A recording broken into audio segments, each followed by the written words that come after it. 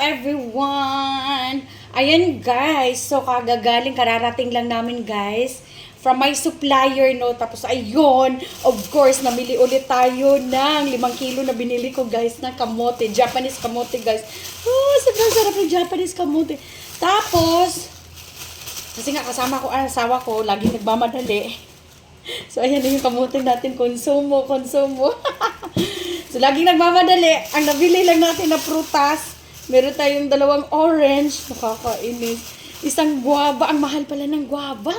This one is 60 pesos. Ang liit. My God. So, tag 250 ang kilo. Oh my goodness. Tapos ito, 35. Isa lang tuloy na pair na bili namin. Ayan. Kasi laging nagmamadali ang asawa ko. Ang hirap mamili. Tapos, syempre, pagpasok namin dito, no? Bumili din ako ng sobrang init ang panahon. So, dumaan kami sa bumili ng ganito. Hala, hindi niya to binasag. Biniak. Kuya. Ayan. Anuhin na natin, guys. Hindi ko pinakudkod. Kasi sabi ko, ako yung magkudkod. Ayan. Kasi, ikutsara ko siya, mga beshi. Ayan. Excited. Kay maglamaw tayo. Maglamaw. Ganunin ko para maliit-liit, no? Ay, sarap-sarap nito. Lagay natin dito. 4 lang naman to na piraso. 50 pesos yung isa. Siya nga pala guys, so galing kami sa aming supplier. So lahat, hindi lahat, pero napuntahan ko yung ibang mga ang mahal na ng per gram. Tumaas na naman actually. Tumaas na naman ang per gram no, ng Pilipinas. So, medyo nakakalungkot siya isipin na nagsitaasan yung per gram ng gold. No?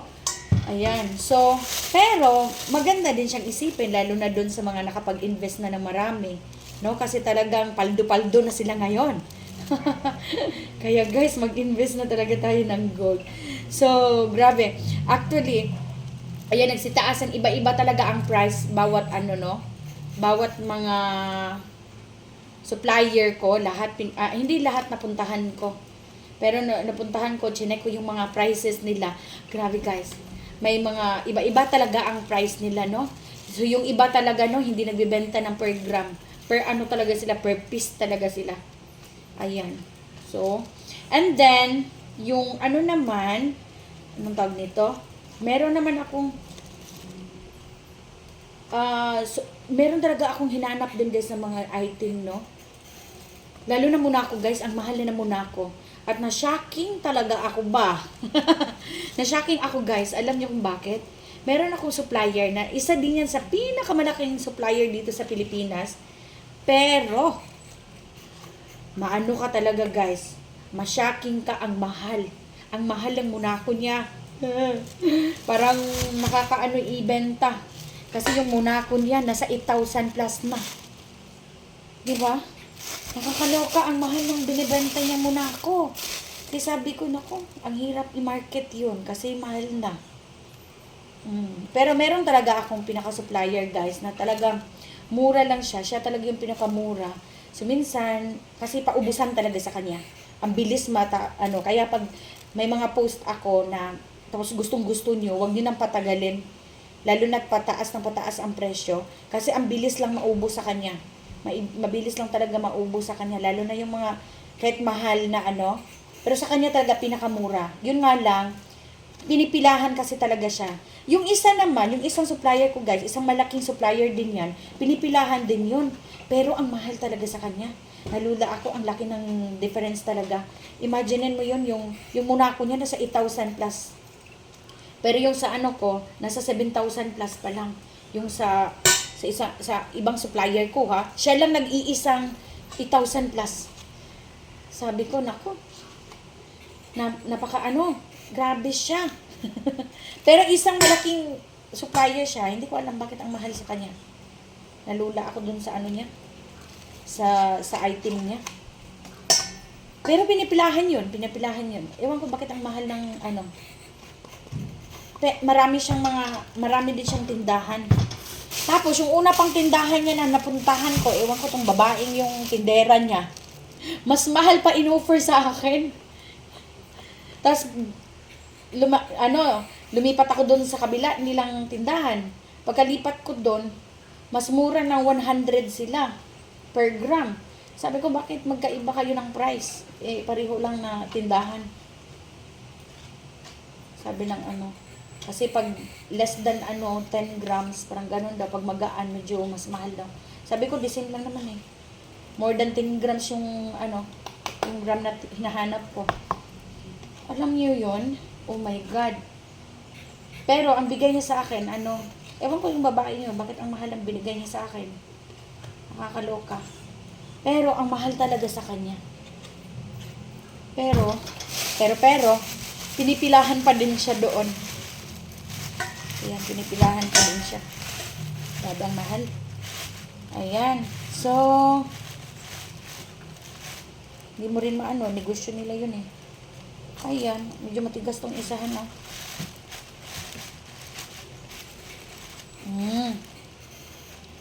Naku naman talaga. Gusto ko pang mamili pero wala na talaga kaming time guys. Kasi may klase na ako. And then sinundo pa namin yung anak ko from school. Na late na nga kami. Nagagalit na yung anak namin na late kami. Ang sundo. Paano, naghanap buhay din. Ayan. So, maaga, antok na antok ako habang bumabiyahe.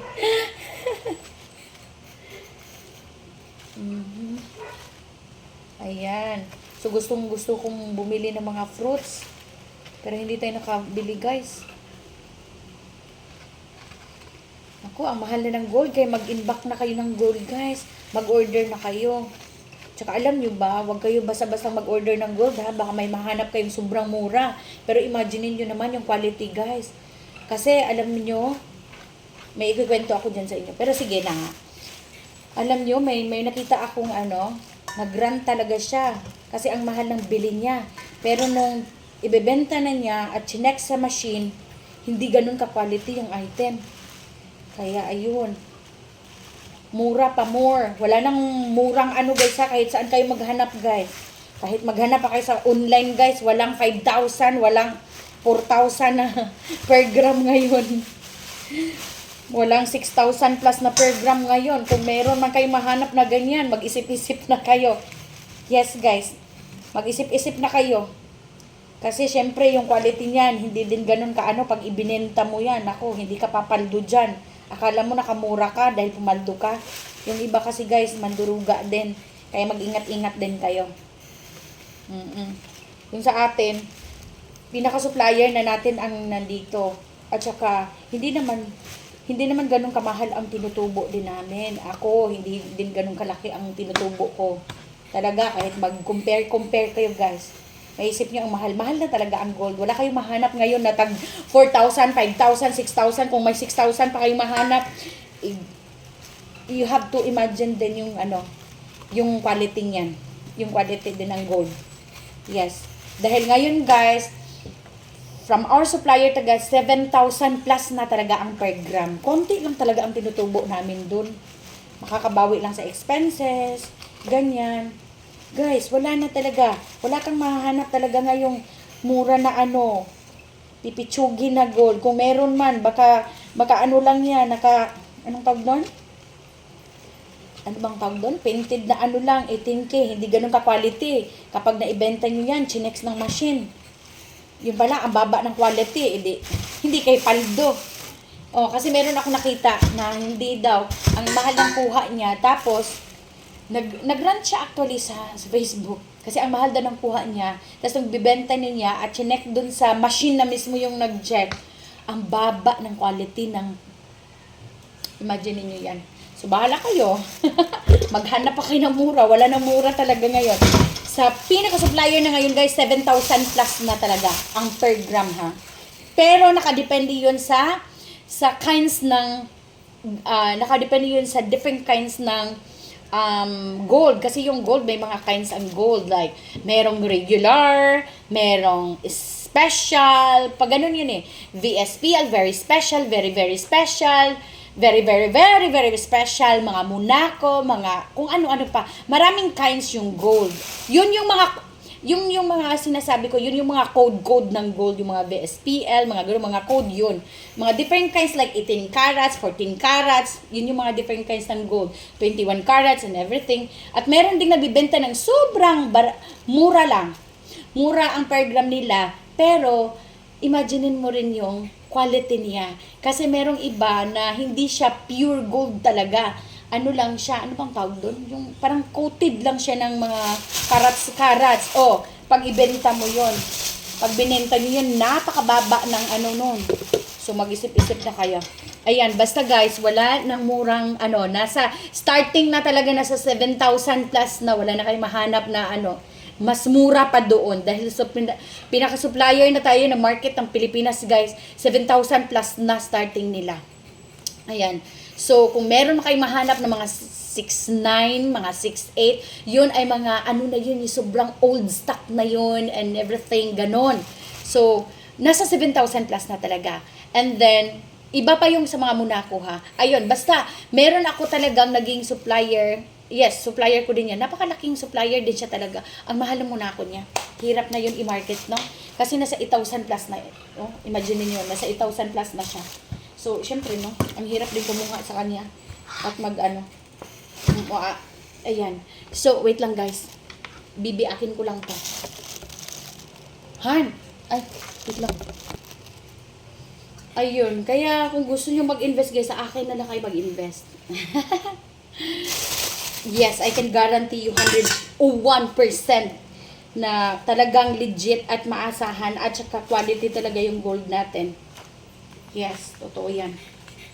Yes, itatayak ko talaga pangalan ko, guys, quality. Dahil yung mga supplier talaga natin is, yes, trusted na talaga sila. Ito. Ang sarap, oh. Kasi medyo manipis siya. O, diba? Namiss ko na magbuko. Ay! Nahulog pa talaga, ay. Ang dumi. Wow, na-excite na ako magbuko, guys. Oo, talaga naman.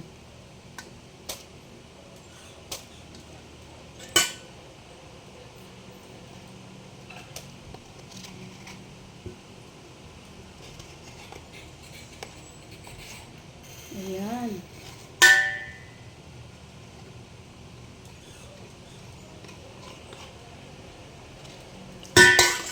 Okay, guys.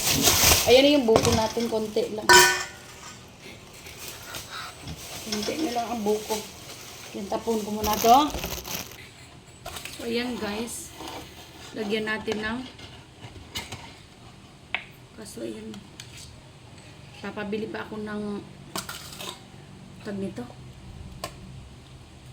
Ayan, lagyan natin. Pero hindi natin ubusin. Baka sobrang tamis na. Pero syempre, yung sabaw. Napaka-importante yung sabaw. Kasi, pabili tayo ng Wow! Op.